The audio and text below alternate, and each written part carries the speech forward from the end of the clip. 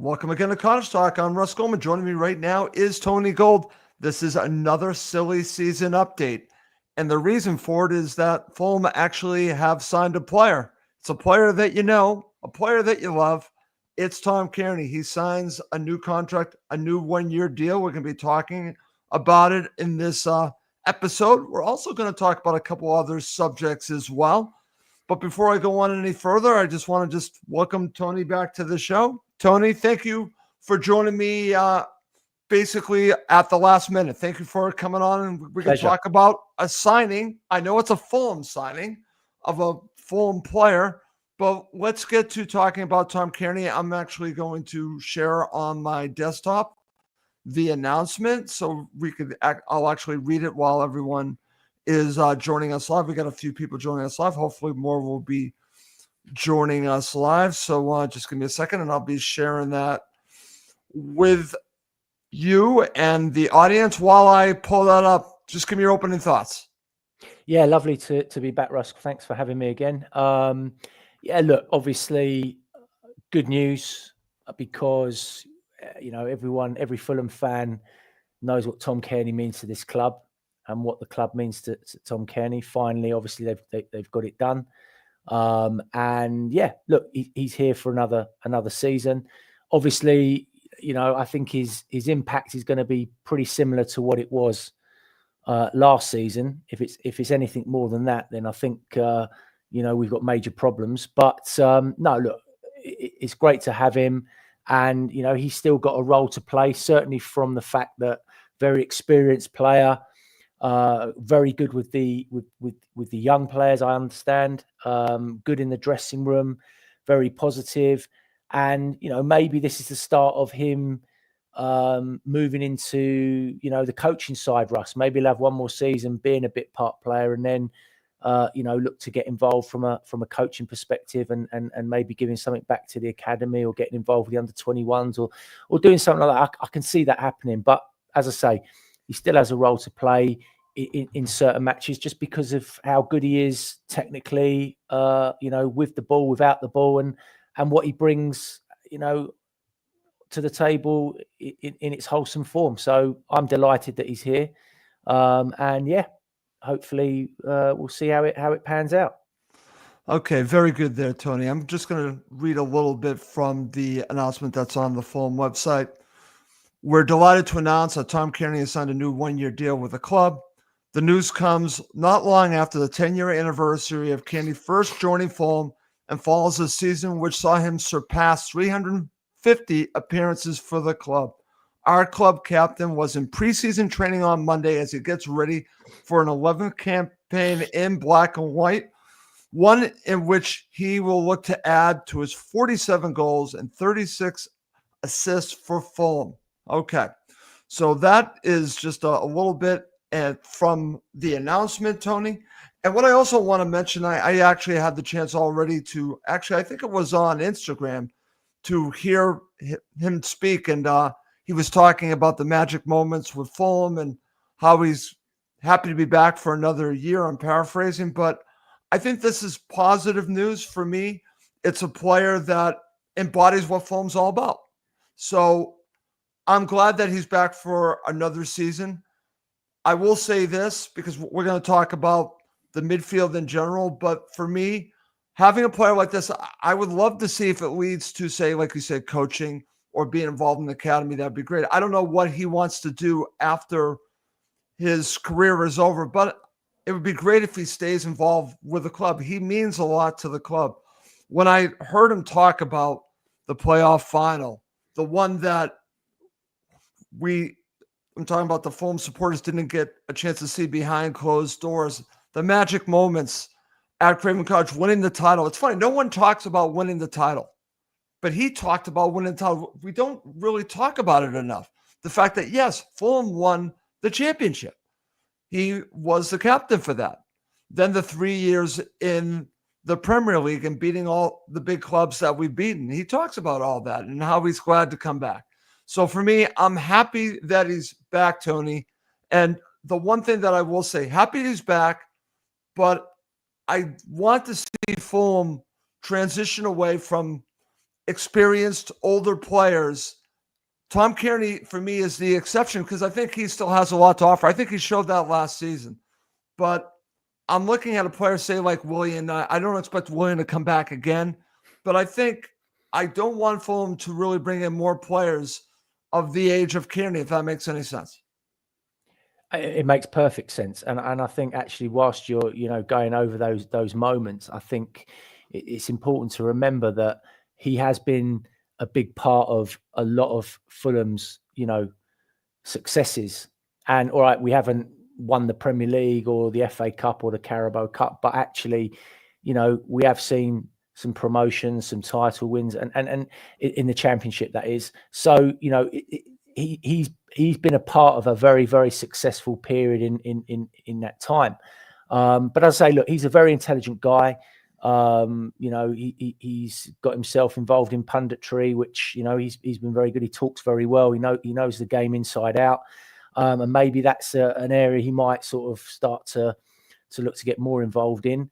But as I say, I think he's probably got a lot to give on the coaching side, just because of the people he's been around, the level he's played at, and actually what he brings from his own abilities and technical qualities. So look, whatever it is, it's great to have him around the club for another year. As I say, it's only a positive. He will be great with the young players that hopefully get brought into the squad, can help them evolve and develop. And I think he'll be very important for Josh King's development, actually, Russ. That's quite important because they're playing very similar positions. So it's all positive, albeit very slow at the moment. It's all positive, and I look forward to obviously seeing him do his bit. So am I, Tony, and that's why. Listen, I'm glad that he's back, but I'm glad that they have a player like this. I've had a lot of chance to think about this when we talked about this last season, because we're going to talk about another midfielder in just a bit as well. I see the value that he brings on the pitch. We'll talk about off the pitch. There's a ton that he can help. Like you talked about, the development of Josh King, I think, is invaluable. I see that in the teams that I follow here. I don't think you can offset the value in that. I think it's so valuable to have a player that can give that type of knowledge to someone like Josh King. I think it's worth it just for that. But beyond that, Tony, what I learned last season is that he still has something to offer on the pitch in a more limited role. But I could see him coming off the bench in the 60th minute if they need to change the game. Because here we are, we've talked about this throughout last season. Where are your game changers? Now, you might not look at Cairney as one of those. He's a game changer in a way that if they need to change things up and try to get out a team in a different manner, he can do that, Tony. Yeah, he can do that. And you've seen it. We saw it last season, at times. And I think absolutely Marco Silva will look to continue to use him in that vein. There will be games where, we might be winning or a game might be tight and we need someone to come off the bench to keep the ball, to keep it ticking over, to make sure that we look after it, that we're better in possession. And that Tom Cairney is going to come on and do that. But you also know that he has a magical moment in him, Yep. And he is dangerous around the 18-yard box. When he picks that ball up, he has the ability to turn, get inside and get shots off and score goals. And that's that's a good little weapon to have. So yeah, we've got to utilize that and use that. And I'm sure that, they will. I'm sure they've spoken, Russ, because Yep. they would have had a conversation. He'll know in his mind how much Marco Silva is going to use him. And like I said, he must have been happy with that because he signed for another year. Absolutely, Tony. All right. Well, listen, that was the reason why we want to do a show, but we have some other topics that we're going to talk about as well. But before we go on any further, I do want to mention this that I've been mentioning on most shows, is that Cottage Talk is gifting 2 months of free access to the Cottage Talk Patreon page. And I want to thank the 18 people, that's a good amount, that have taken me up on this gift. It's 2 free months. And I'm going to share this right now on my desktop. And I'm going to put this in the comments section. It's actually pinned to my X account on on X and also the Cottage Talk X account. So you can access it there. But I definitely want to share with you what it looks like. And please do claim this gift if you haven't already. Like I said, 2 months is a good amount. And I'm going to be doing a lot of shows here. We'll be doing some free shows as well. But it's just a great way to get access. I wanted to offer this to you and let you see for 2 months what you're going to get on the Cottage Talk Patreon page, which is a lot. You're going to be getting a lot. And one last time, just thank you to the 18 people that have already took me up on that gift, and I hope many more do as well. All right, Tony, let's move on. So I mentioned this to you before. We have the positivity of Cairney signing, but I think that also opens up some questions. What do you do in midfield? So we're going to talk about a player right now that I'm not sure what you do with him, and it's Harrison Reed. I'm a big fan. Let's start off by saying I'm a big fan of Harrison Reed.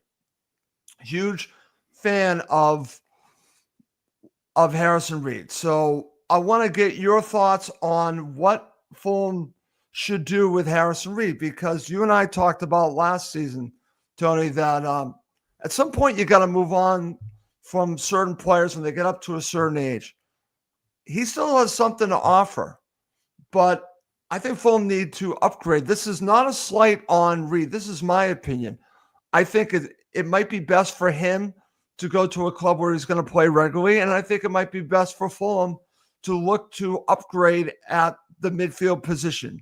Where do you fall on this? And again, I just want to say one more time, huge fan of Harrison Reed, everything that he's offered Fulham, but I think it's time for him and the club to move on. That's just my opinion.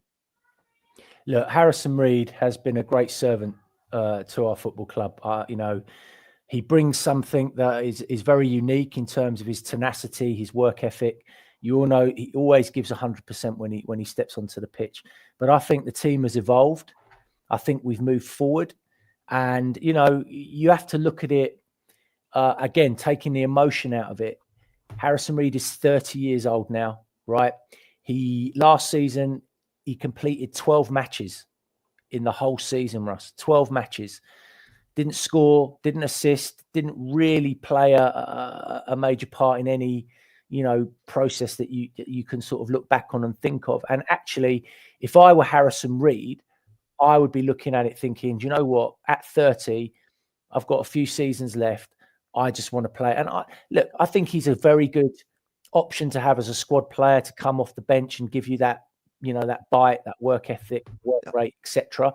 But again, if we haven't upgraded on him or moved forward on him in terms of bringing new players in, where does that leave us next season, Russ? What are we looking at as Fulham Football Club? Are we looking at another season of, win one, lose one, win one, lose one, win one, lose one, all that nonsense? No, we have to get to a point. Marco Silva has to get to a point where he looks at it and thinks, right, I need to have a proper go. I need to get into it.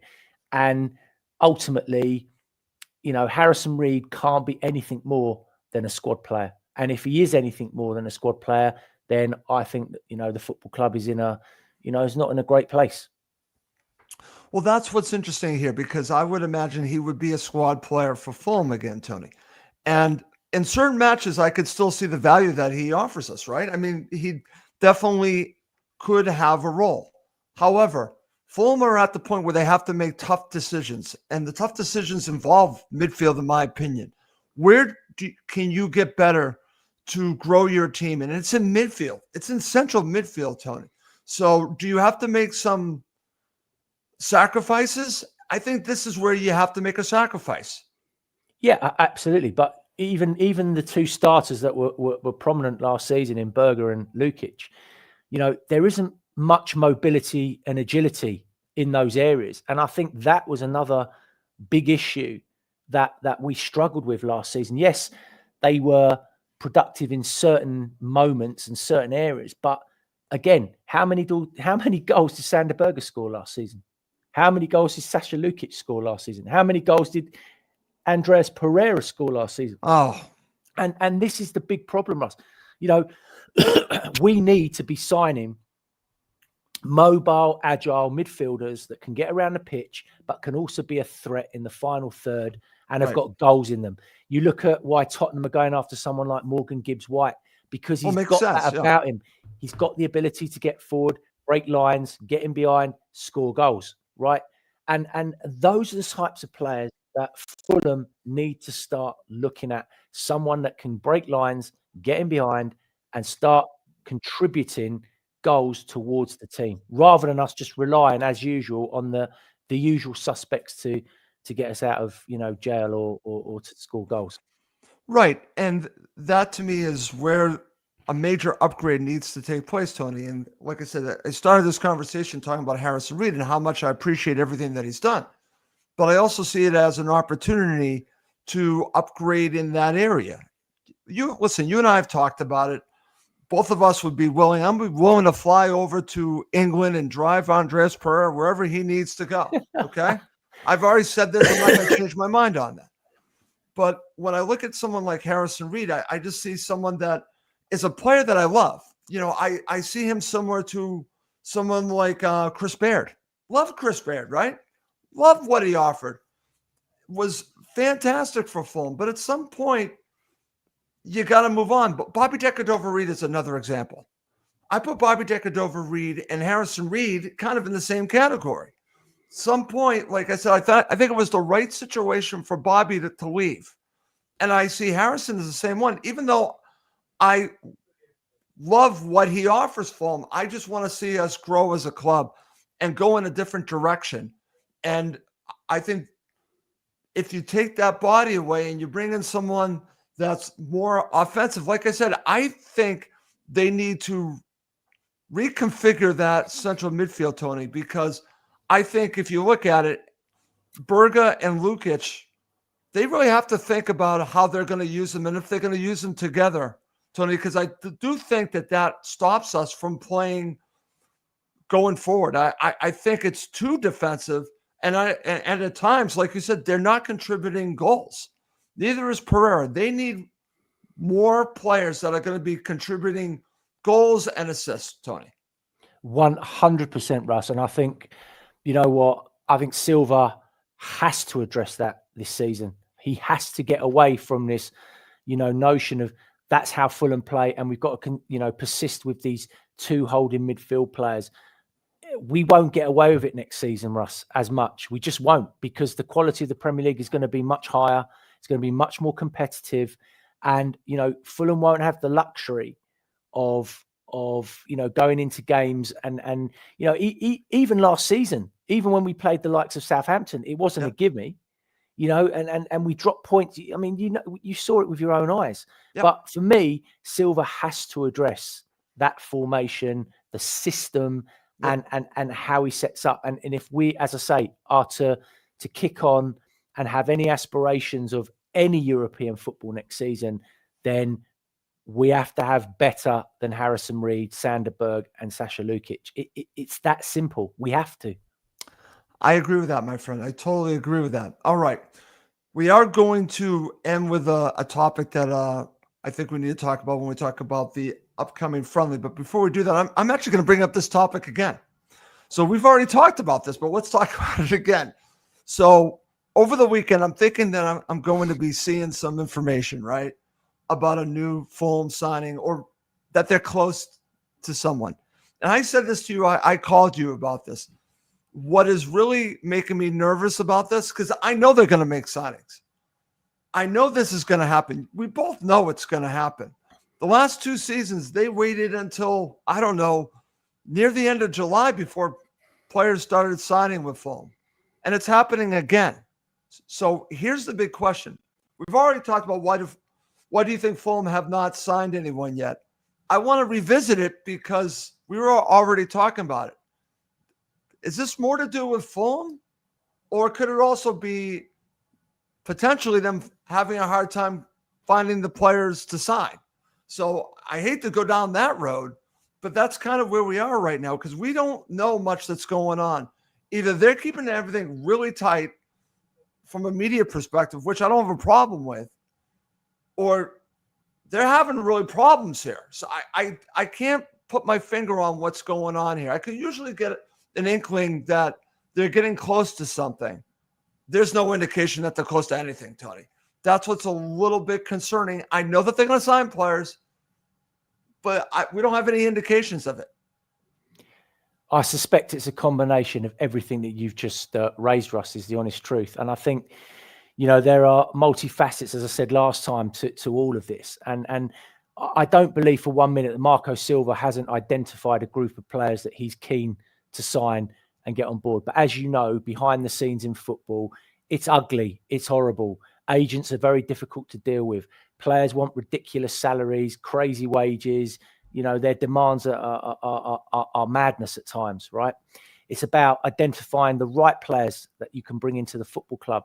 And then it's enticing them and getting them to believe in the project that Marco Silva is trying to build or wants to build.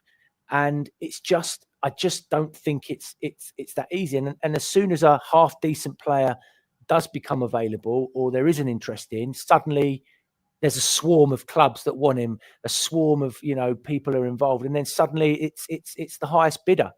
And you know what Fulham are like. They will only go to a certain point. Their wage bracket is what it is. They won't go beyond that unless it's something exceptional. And I can't see the Khans, moving away from that. So, and also the other thing is, if you're a half decent player and you've got anything about you, you want to be playing at the best level and playing the best level of football that's available, i.e. European football. I know. And that is something that we cannot offer top class players at the moment. And that is a major problem, I think. A major problem. Yep. Listen, I agree with you on that. What's sad about this, and I'm going to mention this, and I'm not going to name them by name because it's a dirty word, but I'm at the Red Sox game, Fenway Park, watching the Red Sox play, and I'm getting updates on my phone about some final in the Club World Cup, and some team down the street from Fulham Football Club wins it and beats PSG. And I'm thinking to myself, can Fulham be in that competition? Because first of all, I thought the competition was terrible, but it did put that team on a world stage. Even Donald Trump was there, Tony, which is unbelievable. Okay. They actually did up the final pretty good. They really did. So what that also told me is, because I know Fulham can compete against all the teams in the Premier League, but if they're going to get better players, you just nailed it, they have to get into Europe. They have to take that next step. So because they haven't done it yet, Tony, I think it is a combination of what we're talking about. They need to overpay. They need to overpay. Because how else are you going to get a player to want to come here that's on the fringe? Maybe you have to overpay. Maybe you have to overpay for the fee as well. You have to get a little bit creative. Because then I would want them to take the next level and really start competing for these players once they're in Europe, but they're not there yet. This is what's stunting the growth of Fulham Football Club, not getting into Europe. This is why we are where we are. This is why I was just saying I want them to get into Europe. I don't care if it's the Conference League, because it will get them better players, Tony. Because, like you said, any player, especially this season, wanting to go to the World Cup, they're going to want to be on the biggest stage. So I think this is also why we're seeing this delay, because I think they might be hitting for those types of players.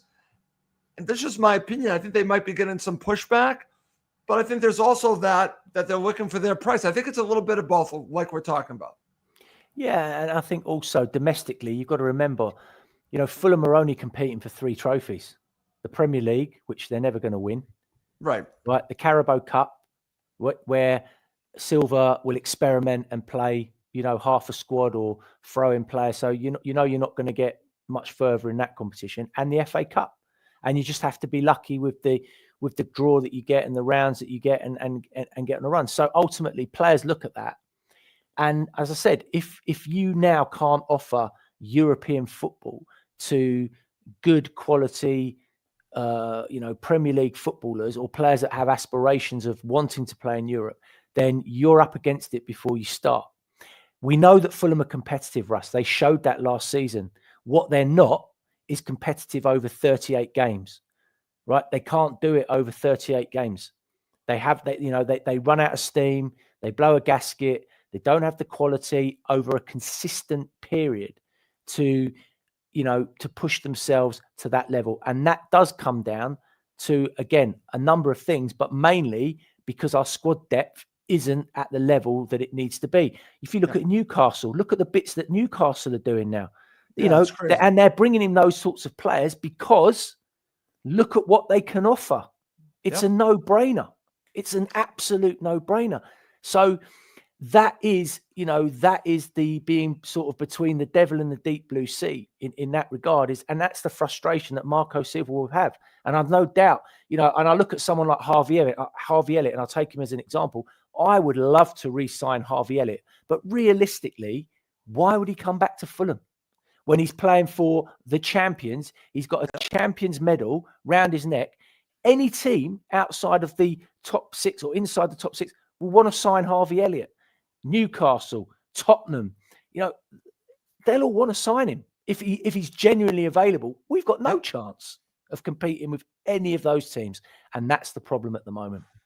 Yeah, it really is a problem, Tony, but that's why they have to be creative at this point. And I'll just say it one more time. We both know they're going to sign players. It's just a matter of who and when. And it just seems to, when it comes to Fulham, especially the last couple of seasons, it does seem to take a little while. We do have a comment here from my friend Wayne, and he's sharing this, sign players this week. Okay, I hope you're right, Wayne. I want them to sign multiple players, and what's also interesting, Tony, before we talk about our final topic, let's get back and just talk about the fact that the players came back to training yesterday. I want to mention this because I got to see some pictures of the players coming back. I noticed that Ryan looks really fit. And again, these are just like videos and pictures. Can I tell you someone that looks a little ripped? And this is actually a positive. Emil Smith-Rowe. I don't know if you've seen a picture of him. He doesn't look, as we would say over here, like a little doughy. He doesn't look like that. Look at his arms, man. He looks a little ripped there. So that's a positive. I'm glad that we're back in training. What are your thoughts about the players coming back? Yeah, listen, I think that, well, let's take Emil Smith-Rowe. I think he's got a point to prove this season. I think he's, as you say, looking at him, and look, looks can be, deceiving and Sure. And you can't read too much into it. But from what I'm seeing and what I'm reading and what I'm hearing, it seems to me that he's got his head down. He's realised that last season, for him, his standards weren't at the level that he would want them to be.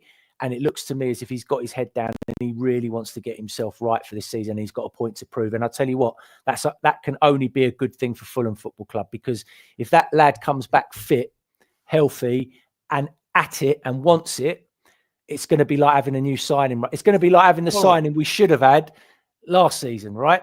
So that's a massive positive. And yeah, look, there always seems to be a good camaraderie amongst the group. They seem to be, together and they're having a good laugh. And Munez looks in good shape. And he came back, yeah, he looks in really good shape. And like you said, Sessegnon. So we've got the basis, I think, of a really exciting side, but we do need to strengthen. We without question, and it's not about rushing. And I've always said this: it's about getting the right players in at the right price that are going to contribute and as I say, lift us a level, not stagnate us. And I don't want to see these 32-year-old, Iranian has been centre forwards from Syria signing for our football club. I don't want to see it.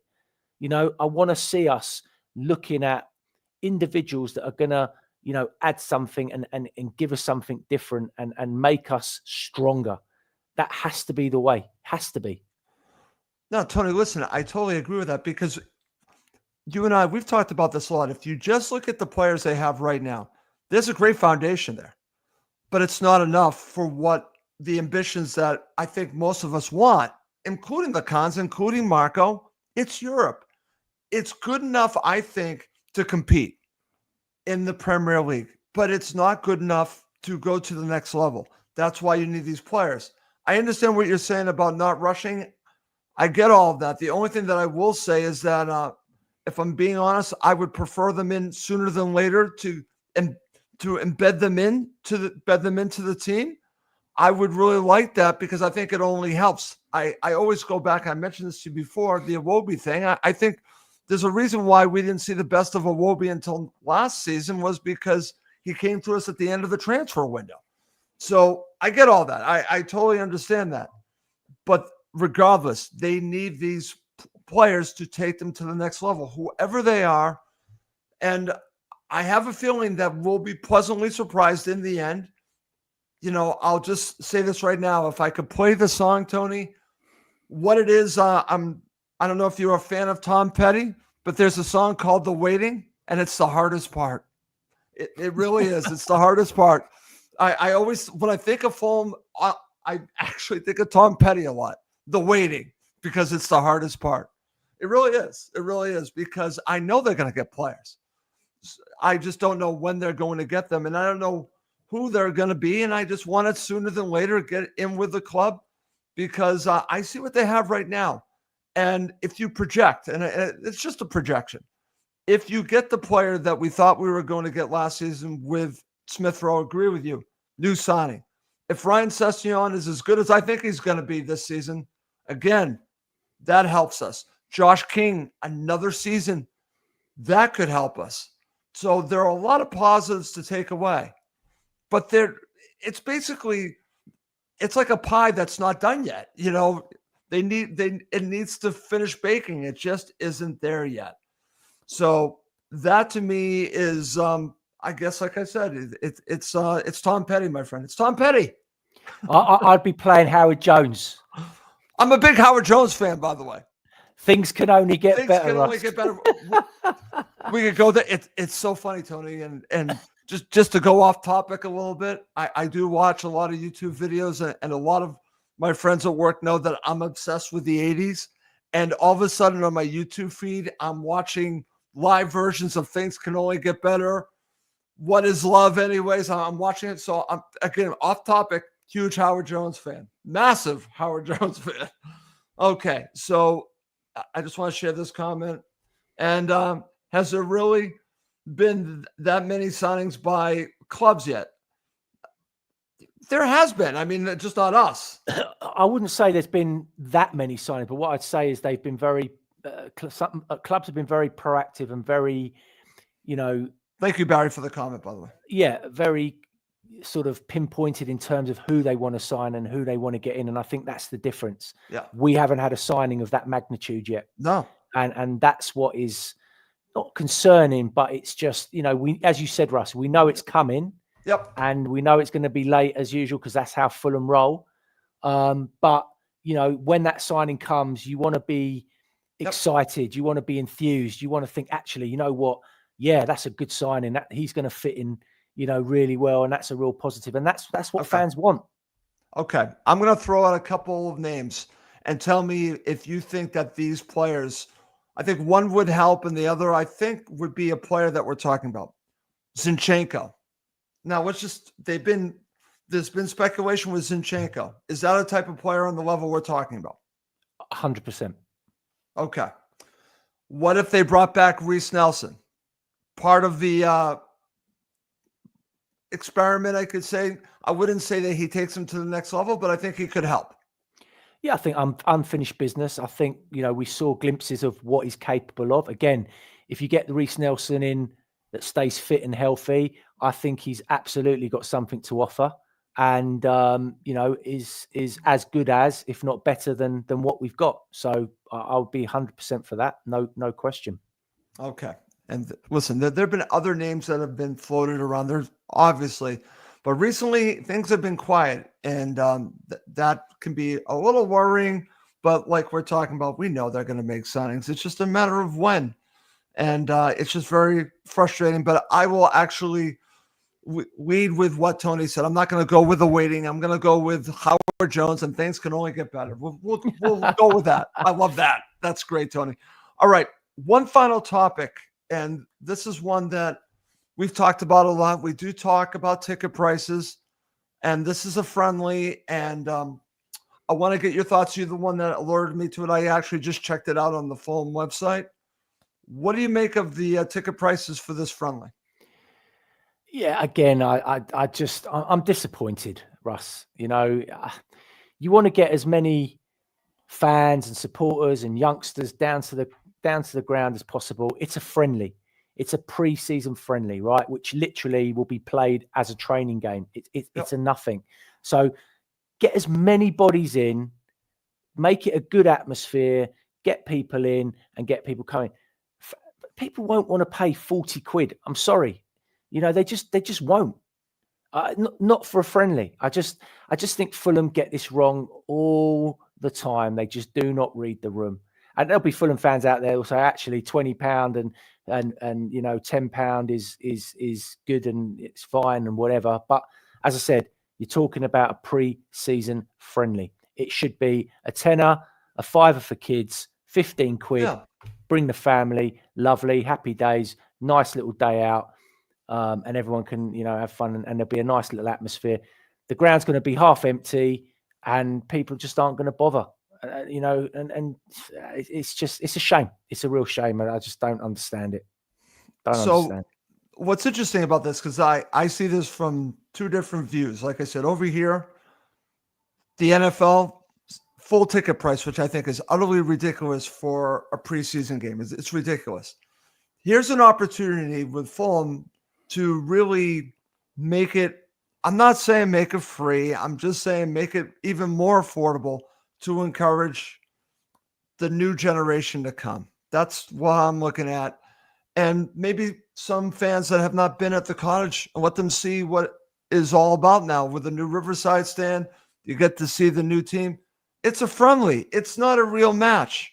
So I've seen the prices. I think they're a little high, Tony. And I think it might discourage others that say they want to make a choice, right? They only have a certain budget for Fulham matches. They're not going to want to pay £30 for a friendly if they could go see a regular season match and they're going to pay much more. They're not going to come to this. And I think that's also a factor in all this as well. It's not everyone has unlimited funds to spend on Fulham anymore.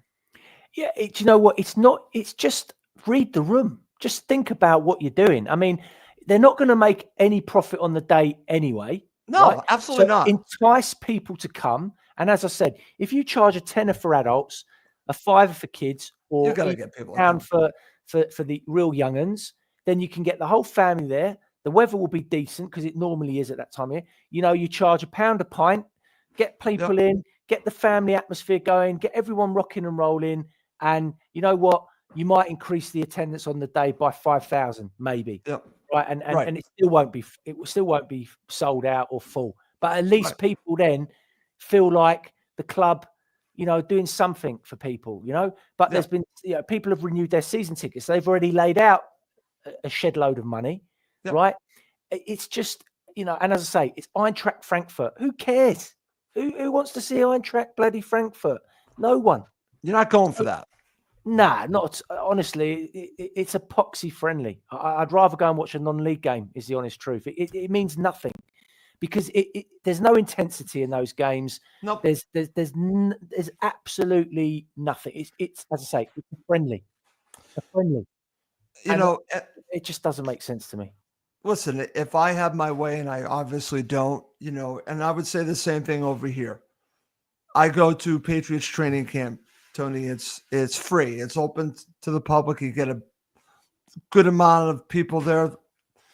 They have food there. They have drinks there. You pay for that, but they don't charge anything for training camp. They charge arm and a leg for preseason tickets, which I think is ridiculous. Same thing here.